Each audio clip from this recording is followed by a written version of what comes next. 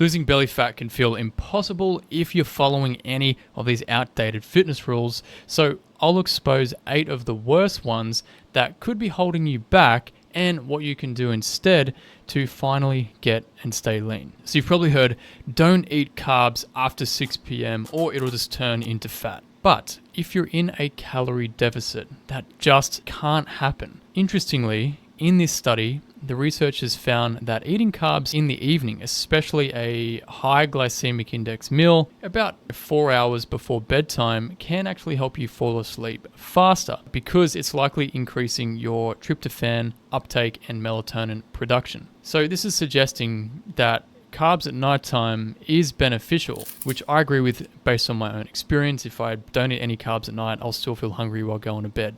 So if we imagine that you're eating 1800 calories a day. Now, it doesn't matter if you get that 1800 split across just 2 meals per day or 6 meals per day. The time of the day doesn't change the fact that you're still eating 1800 calories. But the most important question is what actually suits your schedule. For example, some of my clients still have their 3 meals a day with snacks in between. Some will fast up until lunchtime and eat the rest between lunch and dinner. All of these structures and different structures can work provided your calories and proteins consistent across your entire week. However, fasting is a useful tool, but some people worship it like it's some kind of god. I've used it myself and I've discovered that it's not magic, but there is another problem I also realized, and that is to try and fit a high protein diet into just 2 meals a day can be a challenge, especially for guys who are, eating out often, who don't have a lot of control over everything that they're eating. Also, if you train earlier in the day and you don't eat until later, you'll likely feel hungrier or more drained from that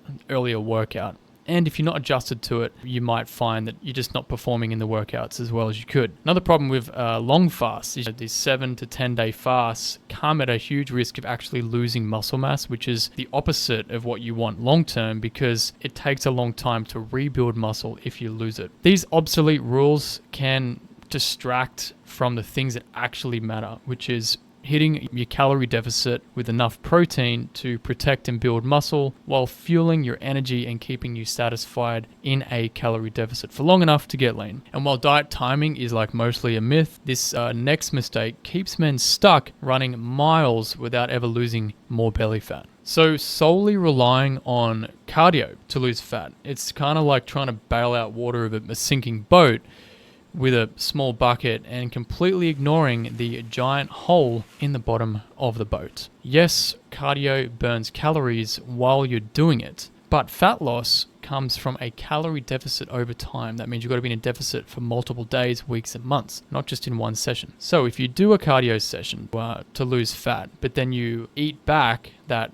200 to 300 to 400 calories that you just burnt, you won't lose any more body fat than what you currently have. And so for most men who are busy juggling work, business, family, and all these things, diet is the biggest driver of losing body fat and changing their body shape. Cardio helps, but it does take more time out of your day and week and consistency. Unlike lifting, which with a good diet, you just train 2 or 3 days a week and you can totally reshape your physique. But with 1 to 2 cardio sessions a week, you're not really going to move the needle nor really build any noticeable muscle from a cardio session. Another popular rule is that doing fasted cardio burns more fat. Well, studies show that you might burn 10 to 30% more fat than glycogen in that specific session. But if you're not in a total daily deficit, then it just doesn't matter because your body fat percentage will not drop despite the fasted cardio that you're doing. That's it. If you like doing fasted cardio, you can do it. It's a preference. It's not a rule. Cardio can speed up your results with proper nutrition, but alone, it's not going to guarantee that you'll get ripped. Even many marathon runners aren't lean. Now, cardio overkill is just one trap,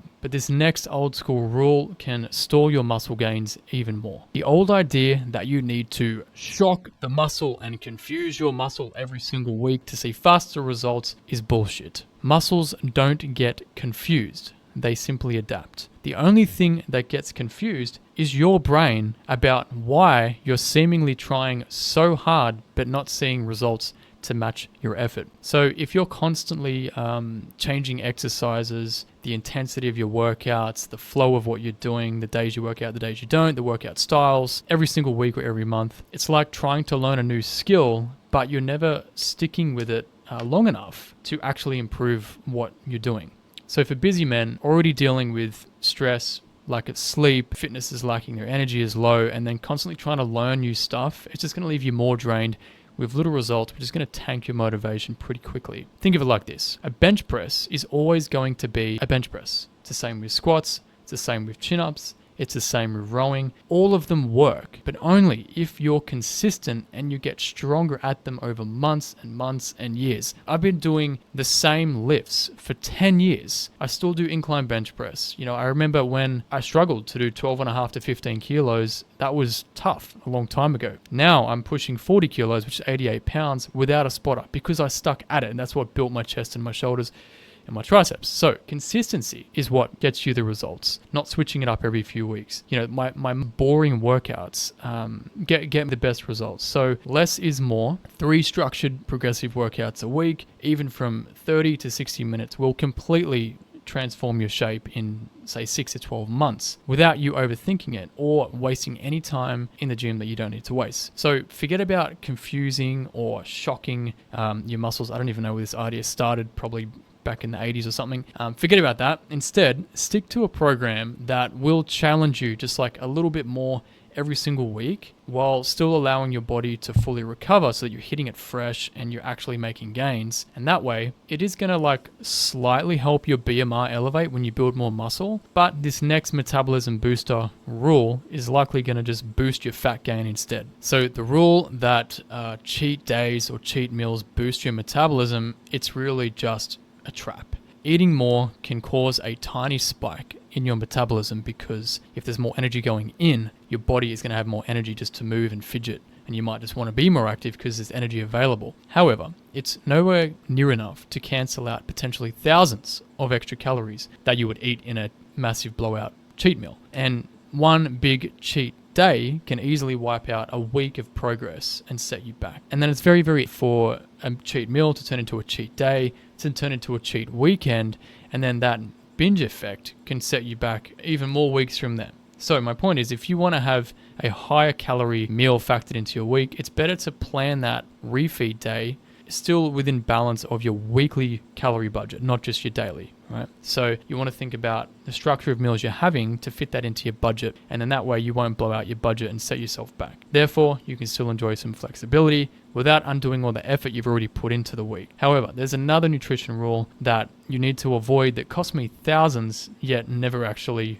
worked and got the results that I expected to get. There is no single food, drink, pill, powder, or anything like that that burns fat on its own. Meaning, there's no such thing as fat-burning foods or fat-burning supplements, except for maybe steroids. Fat loss only happens when you are in a calorie deficit. There's no way above, around, sideways to get through this. Anyone who disagrees with this isn't worth arguing with because you can simply prove it yourself. And sure, supplements like caffeine or beta-alanine or all these other stimulants that I stopped taking years ago, they give you an extra boost, or they might raise your body temperature or your heart rate a little bit. But if your diet is still out of balance and you're not in deficit, then you're not going to notice any effects other than like the stimulation side effects for a short period of time. At one stage, I was taking 2 fat burners every day and I couldn't really tell if they were actually working. And it's like the same thing with so-called superfoods. I used to believe like, apple cider vinegar on an empty stomach, or chili or lemon water, or whatever bullshit someone said or I read in some like silly article that would magically burn fat. Didn't work. If it did work, everyone would already be shredded. It's really just marketing, and I learned all this crap from and learned that it didn't work because I tested it myself and I see other people do it and it doesn't work for them either. Another thing I see is these weight loss shake diets, which are really just glorified crash diets where you're living off mostly liquid for a couple of weeks until you just can't stand it anymore and you have to eat real food, and then you're shocked and upset because the scale just goes and just skyrockets because all of a sudden you're eating solid substance food again. However, it's not only about supplements. There are other diet rules that keep men stuck on this yo-yo weight gain cycles for decades, which I'll explain next. Now, this may offend some people, but before you grab your pitchforks and light your torches, hear me out. Suppose, hypothetically, a guy had already lit his torch. Almost every day, I see a post or a comment from someone trying to preach that the only way to lose fat is to cut out all of your carbs and jump into the keto or the carnivore or whatever other freaking popular diet is this month. Do these diets work? Sure they do. Otherwise, they wouldn't be so popular. However, I don't personally know anyone who hasn't eventually quit them, especially guys who have families, who are working 40, 50, 60 hours, traveling a lot, who have business dinners, lunches with clients, family meals, and a kind of active social life. Cutting out entire food groups and alcohol and all this is like a binge setup waiting to happen, especially when stress hits and you just say no to bread, rice, snacks, or ice cream with the kids, or a slice of birthday cake, or a glass of wine or beer. There's only so long you can go of saying no to all this, right? Before you crack under pressure. And this is how many guys end up in this yo-yo cycle. Dieting, and then you're hopping on keto for 1 to 2 months, rapidly losing weight, and then life hits again, or you slack off, you regain the weight, but it's okay because the fallback plan is just to go on keto again. It's like you're just playing hopscotch, and really makes sense to me, because then for 6 to 12 months, you're regaining the weight that you're going to have to re-lose later. To me, this sounds insane. I would rather just stay lean and keep it that way. And if keto and carnivore were the best long-term sustainable options for the majority of people, I know they work for some people, but for everyone, I would be doing it myself, and I'd be recommending it to you and all my clients and everyone I ever meet. But the exception is not the rule. Every client I coach eats carbs every day, and on average, they're dropping 1 to 2 pounds a week, even while they're traveling. So here's another rule I see a lot of guys wasting time on in the gym, and they're not seeing any results from it. So do you want to know the real shortcut to six-pack abs?